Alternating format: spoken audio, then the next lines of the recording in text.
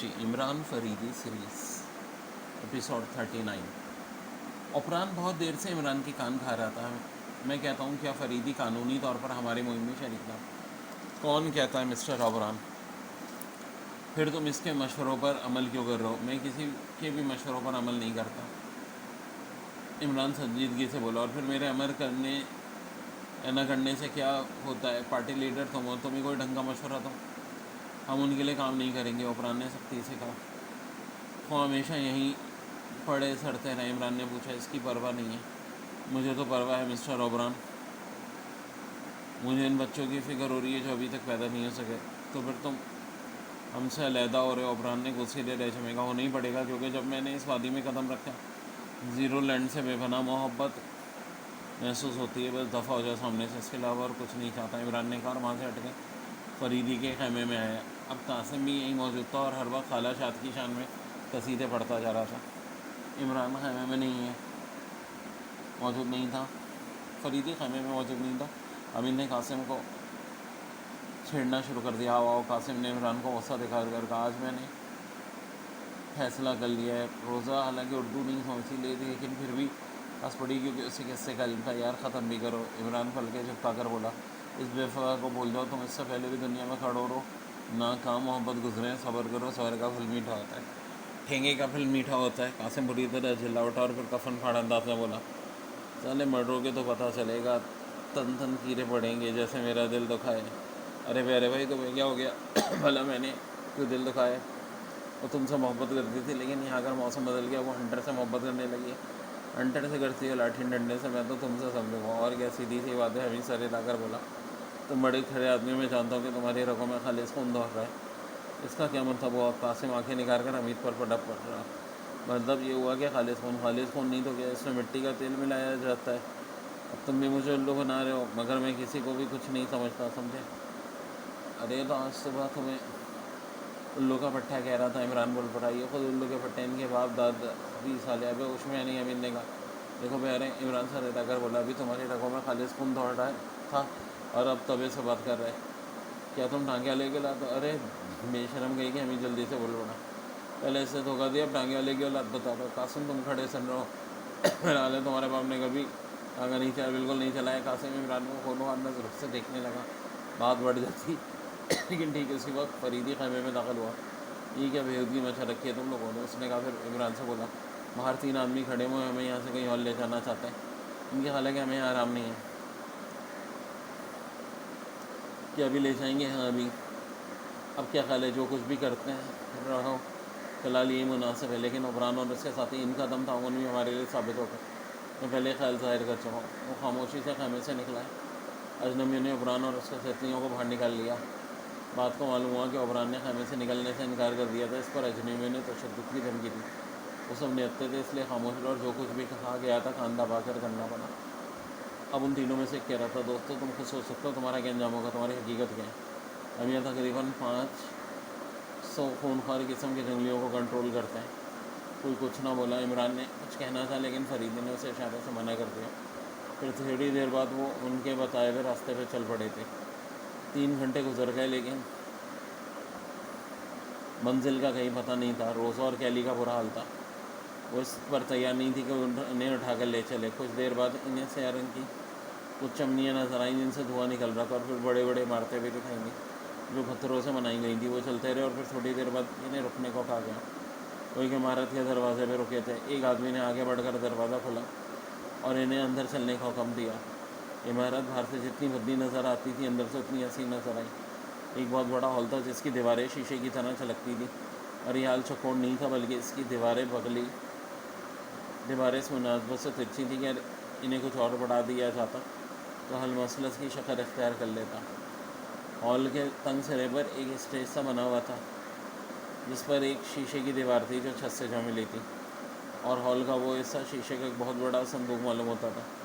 شیشے کے دیوار کے پیچھے 5 سفید فارم نظر آئے، اور کچھ مشینیں بھی تھیں جن کی نلیاں شیشے کی دیوار سے گزر کر ہال کے کھلے ہوئے حصے میں نکلتی تھیں۔ شیشہ اتنا صاف تھا کہ دوسری طرف کی ہر چیز بخوبی نظر آتی تھی۔ وہ 3 آدمی جو انہیں یہاں لائے تھے وہ بھی شیشے کی دیوار کے پیچھے چلے گئے۔ تھوڑی دیر تک خاموش رہے، پھر ان میں سے ایک آدمی نے عمران کو اردو میں مخاطب کیا، اسقر احمد ہم نے چاہا تھا کہ تم لوگ رائے راست پر آجو. ارے باب رے عمران بڑھ پر آئے تو اردو بول رہا ہے, ہو گیا کباڑا. تم نے ہمیں دھوکہ دینے کی اسکیم بنائی ہے. ہم سے فی الحال تقاضا کرو گے اور موقع کے منتظر ہو گیا. ہاں لیکن ہم اس سے پہلے تمہیں رائے راست پہ لائیں گے. ادھر دیکھو, ہمارے یہاں صرف 8 آدمی اور 500 جنگلیوں کو کنٹرول کرتے ہیں. کہ ہماری جسمانی قوت کا کارنامہ ہے ہوگا بھائی. میں یقین کیے لیتا ہوں, بکواس مت کرو تاریخ وادی. اور تم ہمارے خلاف سوچو گے بھی تو ہمیں اطلاع مل جائے گی. ہم تمہاری شخصیتوں کو بدل دینے کا دعویٰ رکھتے ہیں اور اب تمہارے ساتھ یہی کیا جائے گا تاکہ تمہارے کھانے میں کام کی دیکھ بھال کر سکو. ہمیں مہذب اور پڑھے لکھے آدمیوں کی ضرورت ہے. یہ کیا کہہ رہا ہے؟ عمران نے عمران سے پوچھا. کچھ نہیں. عمران برا سا منہ بنا کر بولا, محض تمہاری ناک و اندیشی کی وجہ سے بات بڑھ گئی. نہ تم اس مسئلے پہ مجھ سے جھگڑتے اور اس کی نوبت آتی. دفتر عمران نے ایک تیز قسم کی وہ محسوس کی. اب بےتحاشا ہال کے دروازے کی طرف بھاگا. یہاں بھی ایک دروازہ تھا لیکن اسے بند پایا. یہ بدبو اس کے حساب پر پوری طرح سوار ہو رہی تھی. پھر ساتھیوں کی تھپٹ اور باوقت تک ان تک پہنچنے میں کامیاب ہوا کیونکہ اسے معلوم ہو رہا تھا جیسے پیروں کی جان نکل گئی ہو. عمران نے اپنے اکثر ساتھیوں کو بھی بیٹھتے دیکھا. کہیں تو بیٹھتے فرش پر ڈھیر ہو گئے. فرش پر زراعت ہونے والوں میں اسے فریدی بھی نظر آیا اور پھر وہ خود کھڑا نہ رہ سکا. اب حالت یہ تھی کہ صرف آنکھیں کھلی رہ گئی تھیں اور سب کچھ دیکھ سکتی تھی لیکن جسم میں چنبش کرنے کی بھی سکت نہیں تھی. جب سبھی لوگ لیٹ گئے تو ہال کی چھت میں ایک طویل و عریض خلا نمودار ہوا جس سے وادی پر چھایا ہوا سفید بادل صاف نظر آ رہا تھا. آہستہ آہستہ تیز قسم کی وہ ہلکی ہوتی گئی اور پھر یکلا غائب ہو گئی. اب ان کی کافیت وہی تھی. وہ اپنی جگہ سے چنبش نہیں کر سکتے تھے لیکن سوچ سکتے تھے اور غائب ہو سکتے تھے. وہ کے غائب ہوتے وہ 8 آدمی ہال میں آ گئے. بولو دوست, اب کیا لین میں سے ایک نہیں تھا. ایسے 4 منازل سے گزرنے کا تم ہمارے لیے کرامت ہو سکے. تمہارے دل میں کبھی بغاوت کا خیال بھی پیدا نہیں ہو سکے گا. تم زیرو لینڈ کے لیے جان تک دو گے لیکن وہ چیزیں دو گے. تمہیں اس پر مجبور نہیں کیا جائے گا. اچانک عمران نے فریدی کو ان پر چھلانگ لاتے ہوئے دیکھا. وہ کسی بھوکے بیڑیے کی طرح ان پر ٹوٹ پڑا تھا. اس کے دونوں ہاتھ کیا چل رہے تھے بس ایسا معلوم ہوا جیسے بجلیاں گزر گئیں. وہ 8 اس غیر متوقع حملے سے بکھلا گئے تھے لیکن اچانک ان 3 آدمیوں میں سے ایک نے ریوالور نکال لیا جو انہیں یہاں تک لائے تھے اور پھر انہیں فائر شاٹ مارا. عمران نے فریدی کو گرتے دیکھا اور اس کے الگ سے ایک بےتحاشا قسم کی چیخ نکلی. دیکھو ایک آدمی چلایا اور وہی آدمی فریدی کی طرف جھٹنا جس نے اس پر فائر کیا تھا. عمران پاگل ہوا جا رہا تھا. اس کی حالت بالکل ایسے شکاری کتے کی سی تھی جسے جنگلی زیروں سے جکڑ دیے گئے اور اپنے آزاد ساتھیوں کو شکار کھیلتے دیکھ کر بے چین ہو بیٹھے. ایسے کسی موقع پر زنجیر بھی توڑی جا سکتی تھی مگر اسے کیا کرتا کہ اس کا جسم اس کے قابو میں نہیں تھا. فائر کرنے والا جھک کر فریدی کو دیکھنے لگا لیکن دوسرے لمحے میں اس کے حلق سے گہری ایسی چیخ نکلی کیونکہ زمین سے کہیں گز اونچا اچھل گیا تھا اور پھر زمین پر دوبارہ پہنچنے سے پہلے اسے ملک الموت نے اٹھا لیا. اس کے ریوالور کی گولی اس کے سینے میں پیدست ہو گئی تھی اور وہ ریوالور فریدی کے ہاتھ میں تھا. عمران کے ہونٹوں پر ایک شدید سی مسکراہٹ پھیل گئی جیسے کارنامہ اسی کا. یہ حقیقت تھی کہ ان 8 لوگوں میں فریدی کے علاوہ عمران ہی تھا جو ان کا مقابلہ کر سکتا تھا لیکن گیس کی وجہ سے وہ بے بس تھا. ہاتھ اوپر اٹھاؤ. فریدی بقیہ 7 آدمیوں کو گھڑتا ہوا بولا لیکن جواب میں بیک وقت 2 فائر ہوئے. شیشے کی دیوار میں 2 سوراخ ہو گئے. فریدی کو بچنے کے لیے زیادہ جدوجہد نہیں کرنی پڑی تھی کہ ان لوگوں کی بدحواسی کی وجہ سے نشانہ پہلے ہی خطا ہو گیا تھا. لیکن فریدی نے جوابی فائر نہیں کیا. اب عمران کی آنکھیں کھلی. اپنے سنگھاٹ پر بہت نازا تھا لیکن 2 آدمی فریدی پر متبادل گولیاں برسا رہے تھے اور ابھی تک اس کا بال بیکا نہیں ہوا تھا. پھر فریدی نے بے در پہ 2 فائر کیے اور 2 آدمی ڈھیر ہو گئے جنہوں نے دروازے کی طرف بڑھنے کی کوشش کی. وہ اپنے ریوالور کی گولیاں بہت احتیاط سے استعمال کر رہا تھا. ان دونوں کے ریوالور خالی ہو چکے تھے. پھر یک بیک ایسا معلوم ہوا جیسے 5 آدمیوں کے دماغ کو لٹ گئے. وہ اس کی پرواہ کیے بغیر فریدی کے ہاتھ میں ریوالور ہیں اس پر چڑھ دوڑے. فریدی کے ریوالور سے بے در پہ 2 شعلے نکلے. 2 آدمی اور گر پڑے. پھر اس نے ریوالور پھینک دیا کیونکہ خالی ہو چکا تھا. بقیہ 3 آدمی اس سے بھیڑوں کی طرح چمٹ گئے تھے اور کوشش کر رہے تھے اسے گرا دے.